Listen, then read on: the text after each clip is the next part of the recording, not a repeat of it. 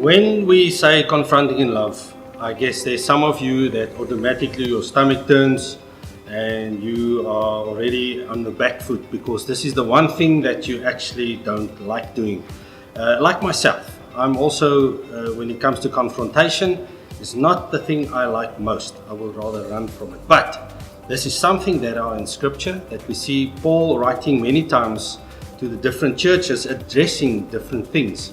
Therefore, we as leaders need to embrace this and actually be willing to do this because this is part of your function.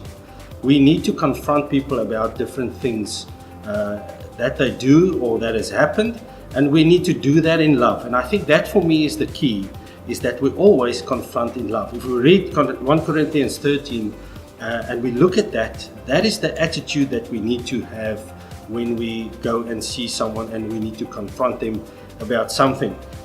We always need to do it in love, and we need to always walk with that person for the season that needs to be done. Always bring biblical knowledge and understanding to the situation when you speak to someone. Obviously, in Matthew 18, there is very clear guidelines about taking someone or speaking to the person at first alone and personally, if that's required, and then taking someone with, and then obviously taking it to the congregation. Those guidelines are there for a very specific reason, and we need to adhere to that. Please know that in this process that you as a leader are backed up by the church leaders, and we want to help you and guide you through this process should that be required. So please ask for advice.